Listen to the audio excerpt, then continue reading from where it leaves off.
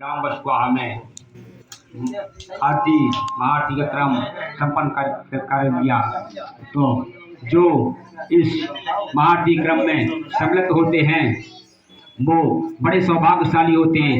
जो 1 घंटे तक महाआरती क्रम सुनते रहे, माइक के माध्यम से जहाँ तक आवाज़ जाती रही, वे भी बड़े सौभाग्य प्राप्त होते। क्योंकि जब कोई अच्छा कार्य होता है तो जब 10 लोगों की सपोर्ट लगती है, जब ये संपन्न होता है तो हर व्यक्ति को यदि अगर धर्म से जुड़ जाए तो ये मानवता दुखी गायब हो रही। क्योंकि मानव समाज जन्म लेने के बाद समझ नहीं पाई, क्योंकि भगवान ने तो जन्म मानव को इसको दिया कि जाकर अच्छे कर्म करना चाहिए। क्योंकि मानवता अगर अपने मानव कर्म पे आ जाए तो कोई भी व्यक्ति दुखी नहीं रहता। क्योंकि कोई धन से दुखी तो कोई तन से दुखी तो कोई मन से दुखी। क्योंकि कि जब हर व्यक्ति कोई एक दूसरे को सताता है तो समय आने पर वो भी दुखी होता है।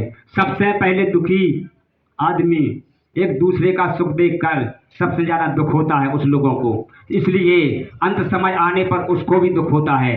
तो हर व्यक्ति को समझना चाहिए कि अपने बच्चों पर ध्यान देना चाहिए कि जन्म से बालापन, जन्म से 8 वर्ष तक यदि अगर आपने बच्चों को कोई भी रास्ता धरा सकते हैं, नंतर 8 वर्ष के बाद आप कोई रास्ता नहीं धरा सकते। क्योंकि गीली मिट्टी की तरह होते हैं।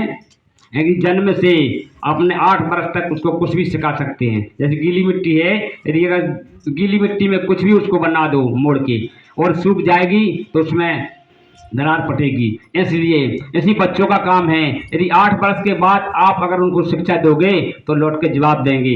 इसलिए हर माँ बाप को विचार करना चाहिए कि मैं अपनी संतान को कुछ रास्ता पर ले जा रहे हैं। क्योंकि कुछ माँ बाप ऐसे भी हैं कि बच्चों पर ध्यान नहीं देते हैं और सरासर अधर्म अनीति की ओर ले जाते हैं। तो इसमें माँ बाप का ही दोष होता है। अंत समय पर आने पर उन्हीं को उस चीज़ का घाटू लगता है। संपत्ति जोड़ने में लगे रहे, यदि अगर इनको कर्मवान नहीं बनाया तो आने वाले समय में उस संपत्ति की विनाशी करके चले जाएंगे तुम्हारे देखते देखते।